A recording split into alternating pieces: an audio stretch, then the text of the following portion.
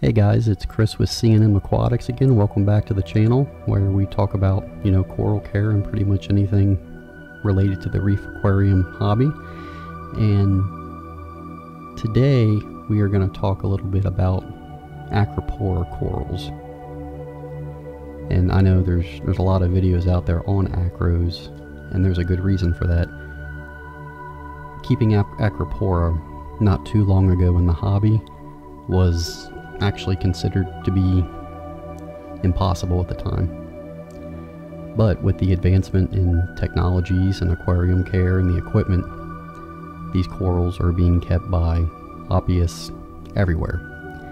And when it comes to SPS corals, Acropora are one of the most sought after types. People really like this coral, and there's good reason for that. They can grow up and branch out, and they kind of look like little trees in your aquarium, and they come in pretty much any color that you can think of. If there's a color out there, you can probably find it in an Acropora coral, and they're really beautiful corals. They are a small stony polyp coral, like I said, and what that means is they have a calcium carbonate based skeleton, and they use the different things in your aquarium like the alkalinity and calcium and magnesium to form the skeleton, the hard base, and they grow. So what's the problem with Acropora? It's, especially certain species, is one of the most temperamental corals that you can try to keep in an aquarium. They like very, very stable aquariums. So if you are a beginner in the hobby, I tell people I recommend not putting them in an aquarium that is newer than 6 months old. One, the aquarium has to be completely cycled, and they like a very, very stable system. They are very finicky corals. They don't like swings in, your alkalinity. They like it to be very stable. So when people talk about keeping corals, pretty much the golden standard is the requirements needed for Acropora. If you can meet those requirements, then chances are you can grow pretty much any other coral in your system. And there's exceptions to every rule, I know that. But generally, if you have a system that is growing Acropora healthily, then you can probably keep just about any other coral in that system and it'll do just fine.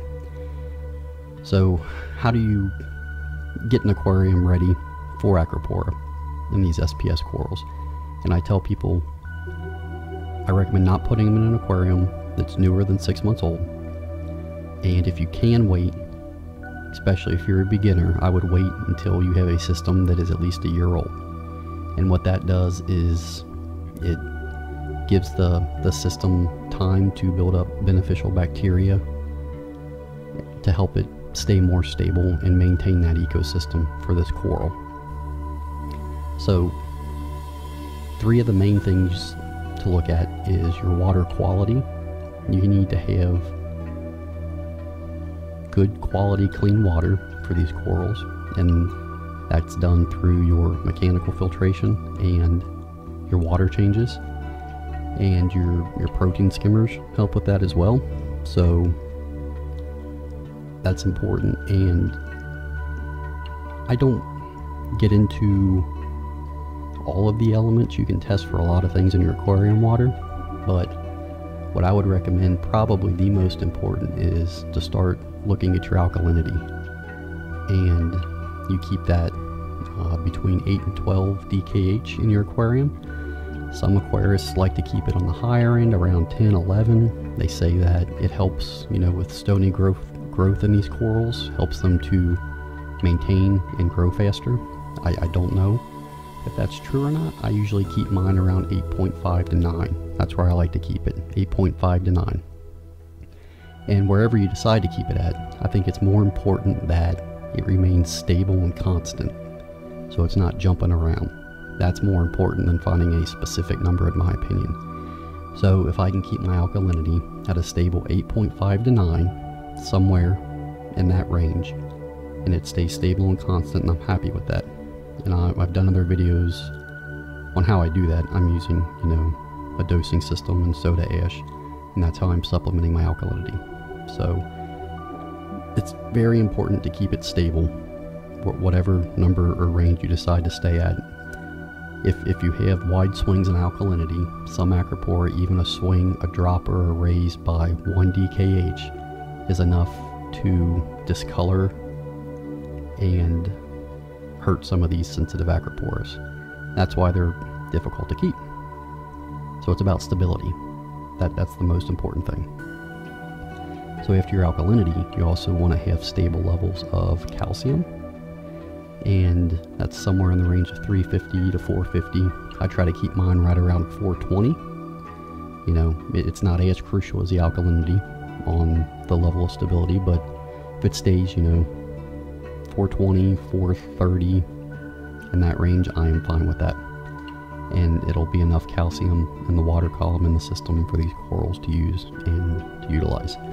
So there's alkalinity and calcium, and then the third major element is your magnesium.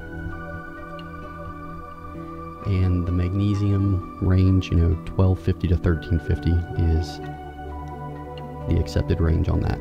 So I keep mine between 1250 and 1300, right around in there somewhere, and if it stays in there, I'm happy with that. So those are your three main elements to consider when thinking about keeping Acropora. So while we're on water chemistry, the other thing is your phosphates and nitrates. One, you want no ammonia, undetectable in your system, and 0 nitrites in your system. Both of those can be harmful to these corals. So you want undetectable ammonia and nitrite in your system. Nitrates and phosphates, a lot of people keep them very low and suppressed. A little bit of nitrate and a little bit of phosphate is okay. It's actually used by the corals to help grow.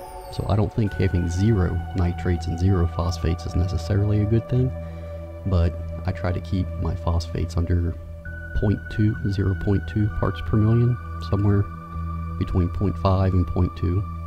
And then my nitrates, I usually keep around 0.5 to 1 parts per million, something like that. If those raise, you can get algae blooms in your system, so that's why I keep them on the lower end. And these corals like them, the Acropora and SPS in general like them on the lower end of the scale. So that's your chemistry. And then Acropora really do well with high flow aquariums. They like higher flow.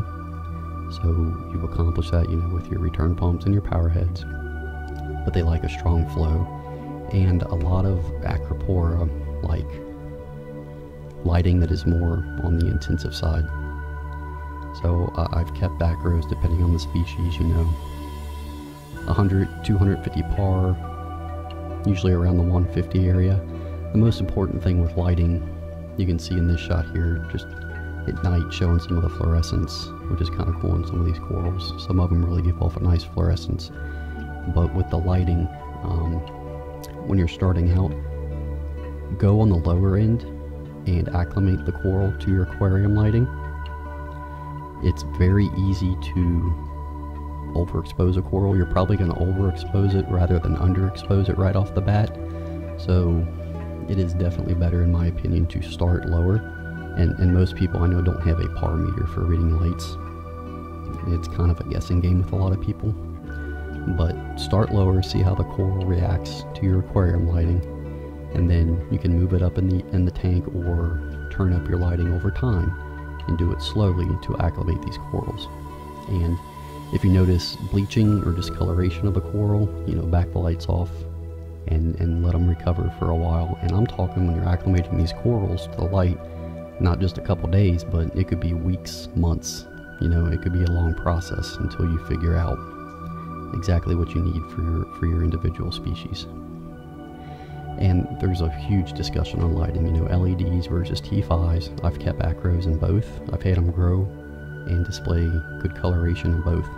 So I know both types of lighting can grow it, but there's a lot to get into on lighting spectrum and intensity and all that. But the main point is, you know, just start slow and gradually bring it up. And watch your corals. Your biggest, you can have the best testing equipment in the world. But, you know, keep an eye on your corals. They'll tell you when they're not happy with something. So that was just a real quick touch on acros. There's a lot more to it, guys. Do your research before you get them, but they can be a very rewarding coral to keep. So I appreciate it. Thanks for watching. Until next time, bye.